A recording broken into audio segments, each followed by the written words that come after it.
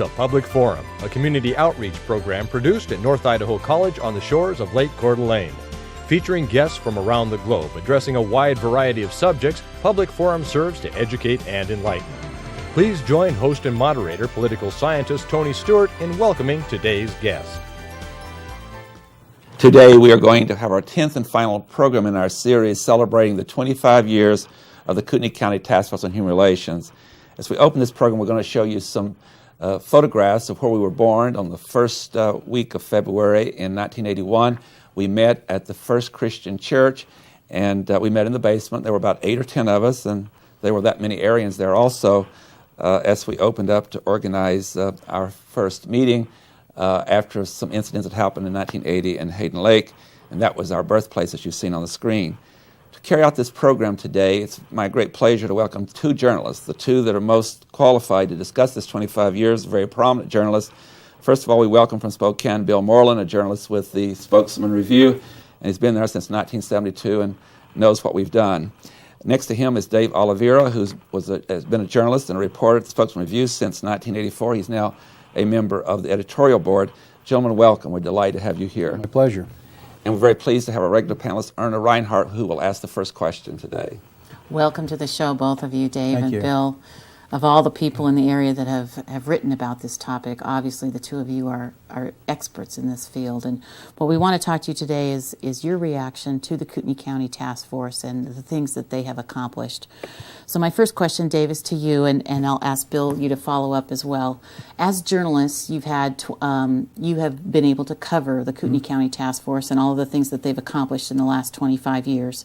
Please take a couple minutes and share with us both your perceptions and your observations of the organization's mission to promote human rights. Well, the thing that stands out to me is that this was a group of very ordinary people that took a stand. Bill Wasmuth, Catholic priest, Tony Stewart, who's sitting here with us, Norm Gissel, ordinary people that just didn't, that took a stand, and the key thing was they were consistent and they stayed away from politics. It amazed me. There were opportunities to go off message, and over the course of the years, through the various the bombings, the annual congresses, the other human rights organizations trying to drive them off message, they stayed very consistent. They worked behind the scenes, and I think by involving people from both parties, they got community support, and they always are on message. And I think that was extremely critical to their success. And they had leaders built into the organization that continued it. Excellent. Bill, your perceptions, observations. Well, those of us that were frontline reporters, covering the Aryans, when they were going to march or have a rally, it was always, it was important to, the general public would want to know, well, aren't there some people of goodwill that counter what this is all about? And so we working journalists would look around, and if there wasn't a task force, people like Tony and Marshall Mend and Norm Gissel and the others, there wouldn't have been that voice in the coverage.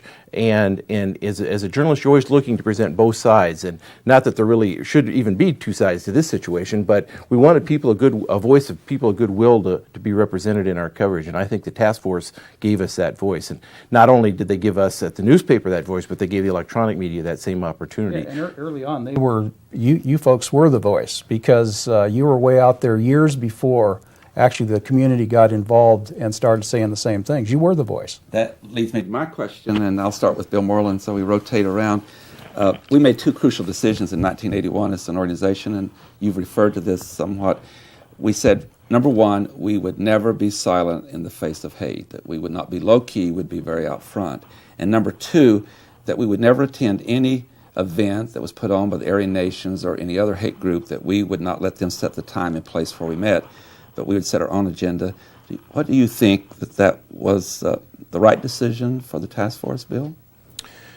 Well, you've asked about 3 questions there, Tony. Yeah.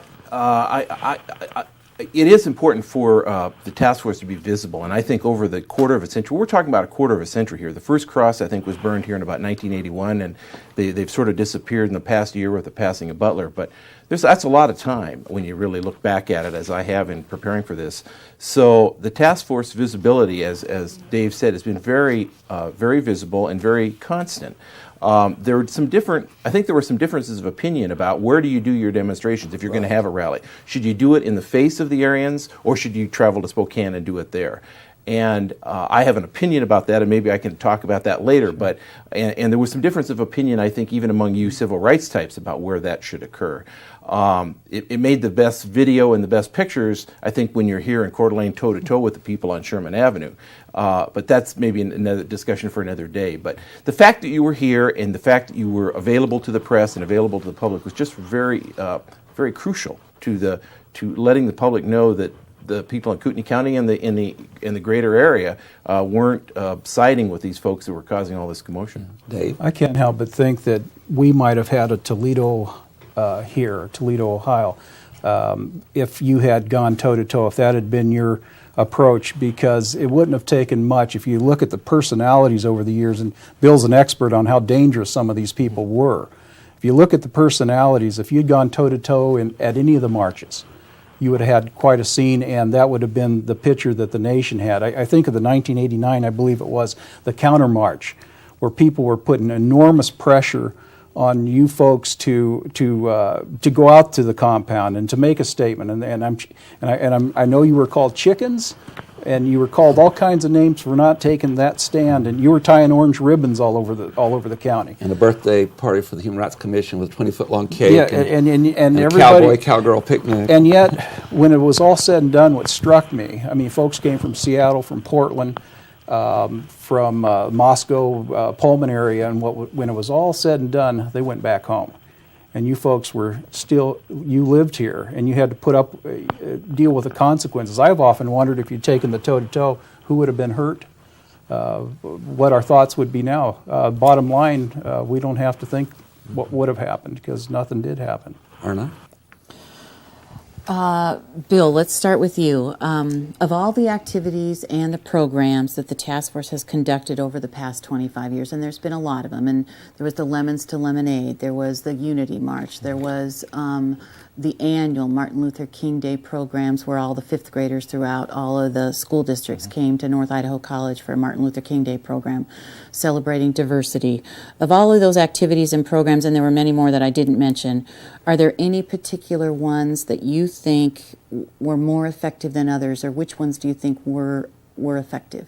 Well, the Lemons to Lemonade, clearly, because that coincided with the Aryan parades, and it offered those of us in the media sort of a balancing, because we would give some coverage to the Aryans parading down Sherman Avenue, but we also gave some attention to what was going on with the Lemons for Lemonade. And I think our newspaper, at least, made a pretty valiant effort to try and give it equal coverage. So I just think that was and it has a nice ring to it, and it's a theme you can use year after year. The fact that there was some event that coincided with the Aryan Congress, I guess, was the most crucial thing. These other things that occurred in January, of course, you need to have a presence year-round. So those other events you talk about are important, and I don't mean to diminish their significance. But the fact that you were visible during the July Congress every year when the Aryans were doing their thing, coming here from all over the United States, the TV networks were coming here, there had to be a showing in the community that we're not standing behind this stuff. We don't tolerate it. That's not what we're all about. Which ultimately won this community the prestigious award that has been given, or awards that has been given.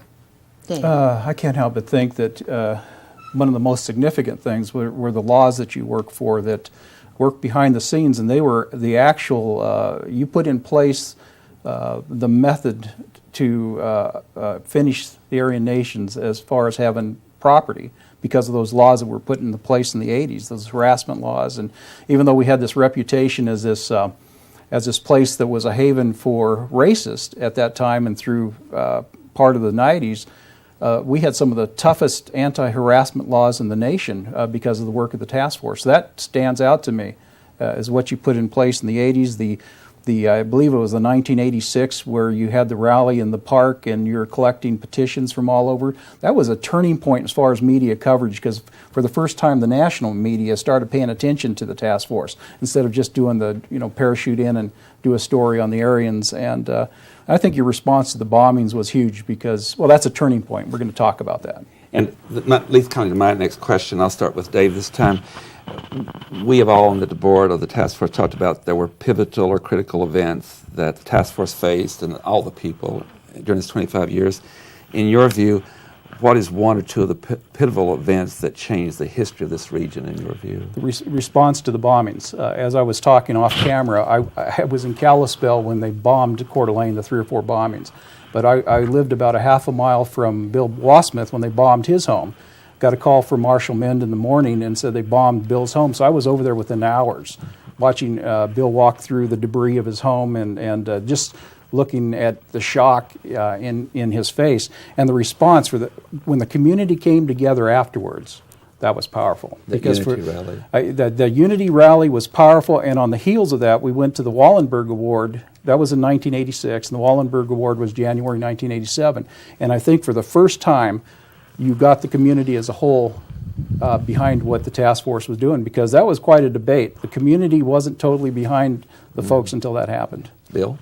Just to follow, I would agree generally with what Dave said. Prior to '86, the criminal activity that came out of the Aryans, and we should remember that the media attention that was given to the Aryans was largely because they were breaking the laws. We weren't giving them free publicity. They were committing crimes. I mean, that's what this was all about. Order 1 and then Order 2. It was a whole, and I know you've gone into that in prior series, Yeah. but that's what we need to continually remind historians and people that are going to be watching the show, is that these people were breaking the law. But prior to '86, most of the law breaking occurred elsewhere. It occurred in Denver, it occurred in Northern California, the various crimes encompassed in the racketeering indictment in '85. But in 1986, they got nasty right here in Coeur d'Alene. They bombed a federal building, which we shouldn't forget about, and they bombed Bill Wasmuth's home. So I think that really, the task force had a backbone even before then, but that really ramped things up. It did. Whole communities. Right. It's like, hey, what's going on here? They just bombed a couple of buildings. Yeah. I think there were actually 3 simultaneous bombings that day, as I recall. Yeah. Erna? And a 4th that didn't occur. Right. Erna? Great. Yep. Dave, I'm going to start with you again just because we need to give Bill a rest here for a second. Imagine, if you will, if there hadn't been a task force, and what do you think our community or our region would have been like if there hadn't been this task force that helped us through this whole struggle? This is the easiest question on this, because I just go back to Larry Broadbent addressing a chamber committee, either a committee meeting or the chamber, because again, at that time, the business community was not on board with the task force. And Larry answered that question by saying, instead of 60 Aryans that we're dealing with now, there'd be 600. And I can't help but think that had there been no response, there would have been hundreds. You saw what happened despite the task force, how they tried to get a foothold in Sandpoint, how they did get a foothold of some sort in western Sanders County in northwest Montana. These folks were tenacious, despite very close coverage. They hung on. They'd be all over the place. And I'll tell our viewers that Larry Broadbent, he's now deceased, was the undersheriff for 8 years, and in fact, he's the one that found Order 1 and gave it to the FBI. Let Bill. Larry Broadbent was one of the first law enforcement officers who saw the problem. Yeah. Bill. We also shouldn't forget to, again, follow up on what Dave said, that by having a task force here, it sort of lets the Aryan folks, or the bad guys, if I can call them that, realize that there are other eyes and ears out there watching what's going on. It's not just law enforcement watching them. There are other people of goodwill that aren't happy with what they're up to. They're bomb making, and a lot of the leads that law enforcement ultimately developed, including counterfeiting. We're talking about murders. We're talking about multiple bombings, interstate transportation of stolen items. I mean, the laundry list of crimes is long. I mean, in fact, there's even a murder. The victim in that one particular murder carried out by the Aryan types, the victim's body's never been recovered. He's still buried out here in the woods somewhere. So, at any rate, the fact that the Citizens Task Force was there, it was a crucial part to assist law enforcement in doing the criminal battle against these folks. Before I ask my question, I want the viewers to know I admire these journalists very, very much, and they're men of great integrity. And I want to add that I've told the New York Times when they call me that if you want to find the reporter that knows most about hate groups in America in the field of journalism, you talk to Bill Moreland. And certainly that's coming out in your comments, and maybe someday we can have you back to talk about that issue. But my question is, and I'll start with Bill, the task force decided in the very beginning that it was very much like a political campaign. There was great sincerity in what they're doing, but there are constituencies out there. And the task force decided that it wanted to reach out to all those constituents. And over time, I believe the task force had a lot of success working with the education community, the business community, the religious community, with government officials, particularly those in elected positions, with youth, the veterans organizations because of the Nazi issue, and they'd fought against Nazis, and our veterans had law enforcement, the media working, and our message through the media and minority communities. And Bill, based upon that, do you think this was effective, or this was the right approach to try to be very broad-based in the work? Oh, absolutely. I think it's important that you to reach to all those elements of our society, and I think clearly what happened here over the last decade with the task force is really a model that a lot could be written about this. It's really a model the rest of the country could look at and should look at as to how you can come together and avoid the normal sort of political battles that could set in. I think it's really important. If you look at the key members of this task force, some of you that were here at the outset are still here at, not that I should call this the end, but you're still here. There's still a core group of people. We're grateful to be here for a lot of reasons. But you folks stood together, and there's some difference in political ideologies, as Dave mentioned earlier. But you all realized what were the common issues here on the plate, and you stayed focused on those common issues. And you reached out to different segments of our society with that message, and that's very important. It always amazes me is that over in Spokane, where clearly we're in the backyard of all this, and there really was no citizens group in Spokane County. I mean, there's a lot of sympathy towards Europe, but here in Kootenai County, which is obviously much smaller in population, there's a very viable organization at work, and it amazes me. There was, in the early ages, there was the Interstate Task Force. There was. But they went away Right. when they decided to have the Human Rights Commission to cities. So Right. we've always taken the position that you should have the private ones, not just the government ones, but that's a philosophy we have. Dave, I'd like you to deal with that question. I just think of all the different people that have been involved over the years, and I thought it was a brilliant strategy. You had Glenn Walker, Republican. I don't know what Norm is. Marshall Minn's a Republican. Glenn Walker was a prosecuting attorney. Marshall Minn. But on the other end of it, the value of it came home to me in the Starbucks coffee shop when I was talking to Steve Judy just before the Lemons to Lemonade, and he pointed out that several Democrats were on the task force, and he was nervous. Is this a Democratic thing? And I assured him, after 12, 15 years at the time of covering you folks, that this wasn't a partisan thing, and that's when he got on board. I just said, are you kidding me? What are you thinking? And that is what you had built, that model that you had built. There was no leeway to think that it's anything political, and that's why you had such success when other human rights groups have not. They painted them into a political corner, and they don't want to be involved, some folks. Thank you. It ties into our next question. Longevity. The task force has been here for 25 years, which is remarkable in itself, and it's accomplished a lot. Human rights groups come and go. Give us your perception on what you may think would be the reason why this particular group was able to be so successful and persist through all of those struggles. I'm sure we should add it, but no staff during that time. Right, maybe. absolutely no staff. I mean, they were common citizens, like Dave said, that came together for a common cause. Why did they last so long? Well, I'm going to sort of lay down a challenge here in answering your question. I think in part they were here because there was a need to be here, but I think there's going to be an ongoing need. Just because the Aryan compound no longer exists out there, and just because it's now a cow pasture, there's still a need to combat the issues that the Aryans presented this community with. And just because we don't see men in blue shirts and Nazi swastikas marching down Sherman Avenue, that doesn't mean there's not a need. But the fact they were here, there clearly was a need to speak out against it. And the challenge in the years to come is going to be to continue to get people involved in addressing that message when there isn't a compound in your backyard. Exactly. Yeah, good point. I just have to think it's been the all of that, plus the incredible leadership. Bill Wasmuth. A real turning point for the task force was when it continued on after Bill left to become part of the Northwest Coalition.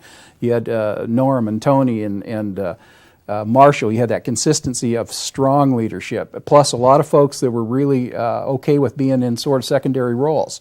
That was the number one thing. They didn't get off on issues like abortion and other things that, for example, the Northwest Coalition is no more because they got off message. So they had that message, and they're very focused. Even while combating the Aryans, I think they were very focused on other human rights issues, and that has stayed consistent. And before the show, Dave talked about that he covered the task force, and Bill, you covered the hate groups, but you both covered some of both, of course. He had the tortoise. I had the hair, and our side won. I had the guns in my face, and you were in the office drinking coffee. Well, it got a little touchy and knocks. I didn't mean to create a debate between our good friends, but Bill, and your expertise with all of this, something that we don't want to fail to recognize. We've already talked about Order 1 and Order 2, and it was dangerous, and the bombings took place, and there were a lot of threats on the lives of Larry Broadbent, Glenn Walker, and others, Marshall and others. But another thing that happened during this time was up at Ruby Ridge and Weaver. We had a press conference prior to anyone being killed, and we urged Mr. Weaver to come down and face the court. We begged against that. That's a role we thought we very much needed to be involved with, and of course that didn't happen. So give us your reaction to that as part of this whole story. The reaction to what the task force did there? Or what the Weaver situation and how that played into this whole dangerous process. Well, clearly, I think when the historians look back at this whole time in our history, that Ruby Ridge, those two words have become a lexicon of American history, and the tentacles of Ruby Ridge go back to Richard Butler and the Aryan Nations. I mean, Randy Weaver did briefly attend the Aryan Nations, and it was obviously a tragedy, not only for the members of Weaver's family who were killed, but also for the U.S. Marshal who was killed there. Mm-hmm. It lasted for 10 days, and it again put North Idaho on the map for the things that it really doesn't want to be remembered for. So it really is a watershed event, and again, it was a violent situation where hatred ended up in an act that ended with violence and deaths. So the task force, again, took a position there and said something. Unfortunately, that's not what happened, but at least the task force did take a stand, or at least tried to negotiate a peaceful end to it. Promoting nonviolence, as Dr. King did. Dave, I want to move to another step with you, because you're the journalist that's traveled a lot with the task force members. You were in New York, as Bill mentioned this earlier. You were in New York when at City Hall, the Raul Wallingberg Award was awarded to the City of Coeur d'Alene for human rights work. You went to Montana on a very tense evening when there were 12 to 15 highway patrolmen who were in bulletproof vests. We went over to help the community to counter the hate. See, I was in danger a little bit. I'm glad we got that in there. But give us I knew you'd give me an opportunity. As a journalist, how did you react to those visits and observe it up close in other communities where the task force was going? What struck me was how serious this was. I think today people that have moved into the community in the last 10 to 15 years don't understand how dangerous these people were. And when we were in Sanders County at the Knoxon High School, I believe the gymnasium was packed. And across the back was 40 to 50 people, Aryans, white supremacists, in their garb. Were standing in the back of that gymnasium with their arms crossed. And I must admit, I was glad that I was sitting in the audience watching you guys on stage at that particular time, because something very serious could have happened. We were way out of the way from everything. But it has given me an appreciation for just how dangerous it was walking through Bill Wasmuth's home after the bomb blast. How dangerous it was then.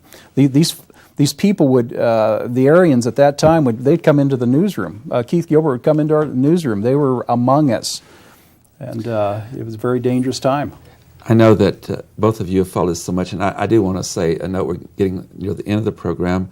I remember, Bill Moreland, you were speaking at North Idaho College at a workshop with a communications professor from Washington State University, and you indicated, and you both have this integrity, you do tell all sides of a story, even stories that can be very hurtful and offensive, but the message is out there. It's the role of a journalist does. But I remember you saying that in addition to covering both sides, you still could appreciate how you feel personally, even though you are doing stories as objective as you can, but you never apologize for having friends in the human rights movement. I was very much taken by that, and maybe you can have about 30-second reaction to... Well, absolutely. I was viewed with more disdain than if I'd been a person of color by the Aryans. They viewed me as a race traitor, and with my blonde hair, or what's left of it, and my blue eyes, I was constantly reminded I was a race traitor. And they occasionally would say that I was a friend of the task force, and I would admit it. I'd say, well, yeah, I don't stand for what you folks stand for. I'm here to report fairly and accurately quote you, but I certainly don't agree with your message. And I would say that repeatedly to them, not to be confrontational, but to let them know. They would lay out a Jewish flag, for example, at their press conferences, and I would make a point to step over it. They would put it in a place that we would have to walk on it, and I would On that, we have to bring gentlemen, thank you. It's been a pleasure. You're so wonderful to do this for us. It meant a lot to us to end it with you on this 10-week program. Ladies and gentlemen, the thing we've done most, the longest that is, in our 25 years is for 21 years we brought the children's program to North Idaho College of 5th graders. We're going to end with the choir singing, and then following that there'll be a second one with 1,200 children singing, honoring Dr. King. Thank you for viewing this series, and we hope you'll be with us again next week. Until then, please have a good week. I am Tony Stewart. We have one last verse, and this verse has never been heard anywhere before because this is a special verse just for you right here in Coeur d'Alene. Here in Coeur d'Alene, we fought for dignity, and when we won the battle, all the world could see. Look at the faces of all these boys and girls. Who's to say they won't be the ones to save this world? Don't take any gun. The man's just begun. Take it from Dr. King. You just can learn to sing so rock. One reason we are here today is to remember and celebrate Martin Luther King Jr., who preached nonviolence in words and actions when interacting with others, especially when dealing with people who show disrespect. We're going to stop here to reflect on the message of Martin Luther King Jr., and we hope that you'll join in your voices with this song.